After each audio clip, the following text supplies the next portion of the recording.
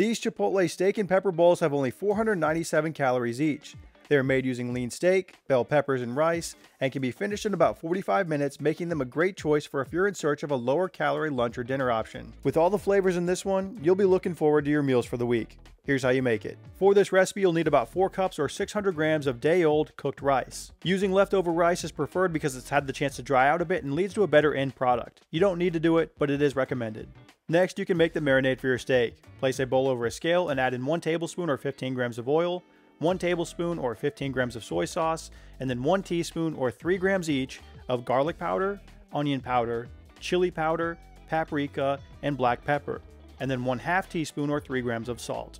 Lastly, to help tenderize the meat, you're going to add 1/2 teaspoon or 2 grams of baking soda. Then you can mix everything together so that all the seasonings and baking soda get incorporated into that liquid, and set this aside until all of your meat has been cut. Now let's talk about that meat. You'll need 1.5 pounds or 681 grams of top round steak, which is also sometimes called London broil. This is a very lean cut of beef, and it's probably going to be the cheapest one you can find at your store, and that's usually because nobody really wants it. Except we do. We can perform a little bit of kitchen magic on it to make it meal prep friendly, and then we've got ourselves some nice tasty lean beef.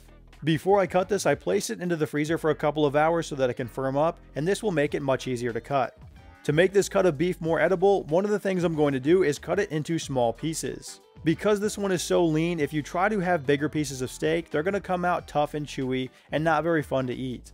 So I cut my steak into thin strips of about 1/4 of an inch wide, and then turn those 90 degrees and cut across to make small pieces. Once you've got it all diced up, you can grab the bowl with your marinade and place all the steak inside. Get in there with your hands and mix everything together so that the marinade completely coats each piece of beef. Don't be afraid to give it a squeeze and even beat it up a little bit, because this will help to tenderize the meat even farther. Allowing this to marinate for about an hour is probably best so that baking soda can do its job, but to be honest with you, I didn't want to wait that long. I set it aside while I was cutting my vegetables, and then when I was finished with that, I threw it right in the pan. Speaking of those vegetables, you're going to need 2 medium-sized bell peppers of about 150 grams each. Grab 1 red and 1 green just for some color variation. Chop off the ends, remove the seed capsules, and then cut them into a medium-sized dice to resemble the size of your beef. Move those peppers to the side, and you can continue chopping your way through the vegetables next with 1 small-sized onion or about 100 grams worth. I cut this into thin strips instead of another dice for a little bit of added texture. You can do whatever you please. Next, grab 2 cloves of garlic or about 10 grams worth, smash it with the back of your knife, and chop it up into a mince.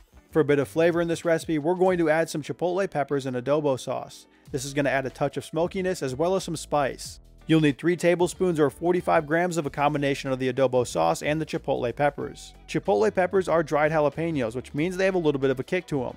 So if you're a baseball fan and you can't handle the spice, maybe take it easy on the chipotle peppers. If you go into that can with a spoon and press against the peppers, you can kind of squeeze out the sauce, and that way you can get the flavor without the heat. For reference, I used 2 chipotle peppers and then the rest of the weight was sauce. I cut these up into a fine mince, and then I was ready to cook. Heat a large skillet over medium heat, about a 5 out of 10, and add in a 1/2 tablespoon or 7.5 grams of oil. We're going to cook this beef in batches in order to not overcrowd the pan. This will allow us to get good browning on that meat, which leads to more flavor, and because we cut the beef so small, it's going to cook wicked fast. Maybe 90 seconds to 2 minutes on each side is all it's going to take. So once that beef is in your pan, get it into one layer and leave it undisturbed for about 90 seconds so that it can develop that browning. Then you can turn it to the other side and continue the cooking process, and once it's finished, transfer it over to a plate to continue with the next batch. Add in another 1/2 tablespoon of oil and then dump in the rest of your beef to finish off the cooking process. Even though it's a bit annoying to have to spend time cutting this beef before you cook it, it ends up being roughly a wash because of how fast it cooks in the pan. Another advantage of doing it this way is for those of you who might be new in the kitchen.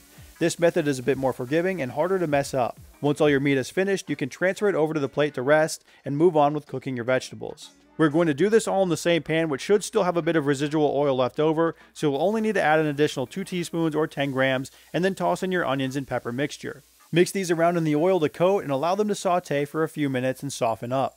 While that is happening, you can weigh out and measure your frozen corn to add next. You'll need 1 cup or 150 grams worth. Once the onions and peppers have been going for a couple of minutes, you can dump in your corn and then add in the garlic on top as well.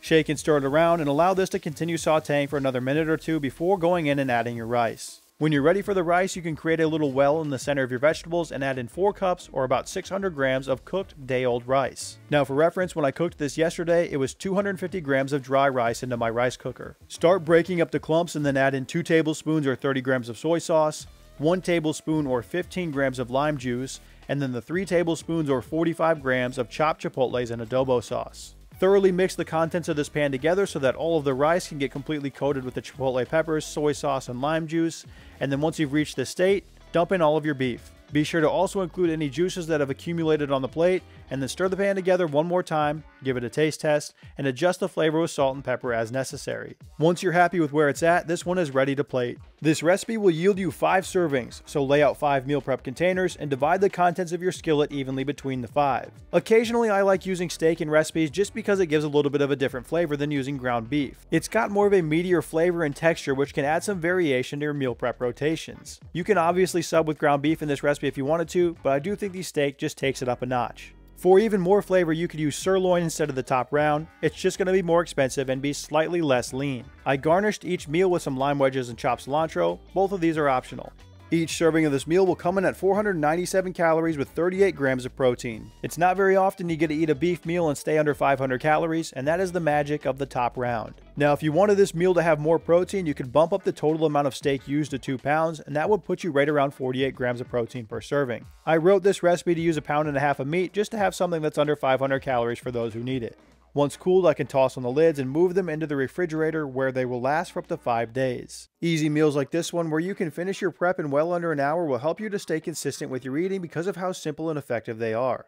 No one really wants to spend their whole Sunday afternoon in the kitchen for their meal prep. Quick and easy sounds a bit better to me. These steak and pepper bowls fit that mold, all while containing tons of flavor. The written version of this recipe with all the ingredients and instructions needed to make it is on mealprepmanual.com, and that is linked down below in the description. Go check it out there. For more meal prep recipes, YouTube thinks you'll like the ones on screen now.